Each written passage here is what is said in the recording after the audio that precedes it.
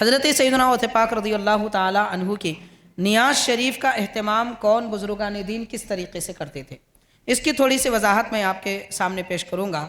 ان میں سے حضرت مرزا مظہر جانے جانا شہید رحمۃ اللہ علیہ سلسلہ نقشبندیہ کے بڑے بزرگ ہیں۔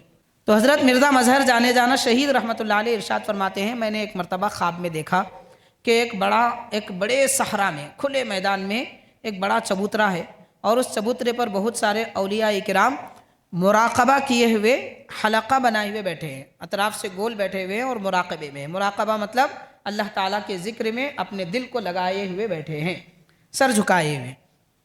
فرماتے ہیں کہ اس حلقے کے درمیان حضرت خواجہ نقشبند یعنی سلسلہ نقشبندیہ کے جو بانی ہیں حضرت سید محمد بہاؤالدین نقشبند رحمۃ اللہ علیہ، تو خواجہ نقشبند رحمۃ اللہ علیہ دو زانوں بیٹھے ہوئے ہیں۔ دو زانوں مطلب جیسے ہم قاعدے میں نماز میں بیٹھتے ہیں اس طرح سر جھکائے بیٹھے ہیں، اور ان کے سامنے حضرت جنید بغدادی رحمۃ اللہ علیہ، جنید بغدادی رحمۃ اللہ علیہ بھی سر جھکائے بیٹھے ہیں، اور یہ سارے لوگوں پر ایک استغنا کی کیفیت طاری ہے، فنا کی حالت طاری ہے، یعنی اس کیفیت میں ہے کہ وہ خود کو نہیں پہچان رہے، اللہ تعالیٰ کی یاد میں مستغرق ہیں۔ اس کیفیت میں سارے اولیاء کرام جمع ہیں۔ حضرت مرزا مظہر جانے جانا شہید رحمۃ اللہ علیہ فرما رہے ہیں کہ میں وہاں پر گیا اور دیکھا کہ یہ سارا مجمع اللہ کے ذکر میں ہے۔ اس کے بعد دیکھا اچانک سب اٹھ گئے، اٹھ کر آگے بڑھنے لگے، تو میں نے پوچھا کہ یہ سب کہاں جا رہے ہیں؟ تو کسی نے جواب دیا حضرت امیر المؤمنین سیدنا علی مرتضیٰ رضی اللہ تعالیٰ عنہ کے استقبال کے لیے جا رہے ہیں۔ حضرت علی رضی اللہ تعالیٰ عنہ تشریف لانے والے ہیں، آپ کے استقبال کے لیے جا رہے ہیں۔ حضرت مظہر جانے جانا فرماتے ہیں میں بھی ان کے ساتھ ہو گیا۔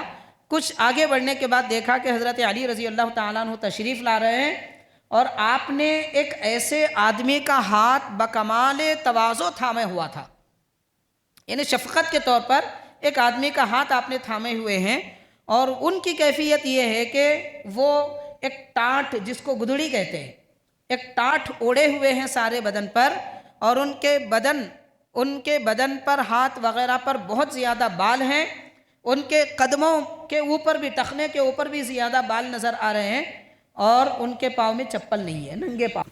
ارشاد فرماتے ہیں میں نے ان کو دیکھ کر پوچھا، لوگوں میں جو مجمع میں لوگ تھے کہ یہ کون ہے؟ تو کہا یہ حضرت علی رضی اللہ تعالیٰ عنہ ہے، اور ان کے بازو حضرت علی نے جن کا ہاتھ تھاما ہوا ہے تواضع اور شفقت کے طور پر وہ حضرت اویس قرنی رضی اللہ تعالیٰ عنہ۔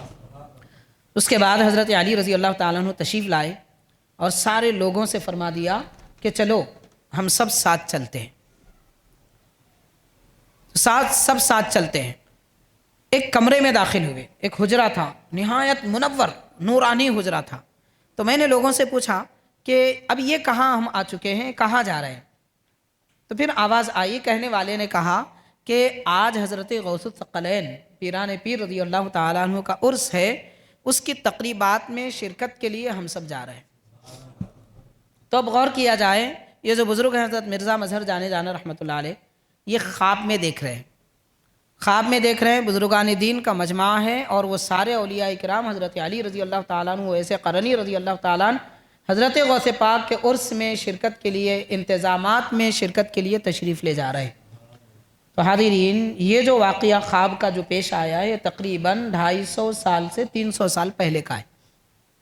پتہ یہ چلا بڑے بڑے اللہ والے خواب میں بھی حضرت غوث پاک کے عرس کے مناظر کو دیکھ لیتے تھے، نہ صرف یہ بلکہ اولیاء کرام، بڑے بڑے اکابر صحابہ کرام بھی حضرت غوث پاک کے عرس میں شریک ہونے کے لیے تشریف لاتے ہیں۔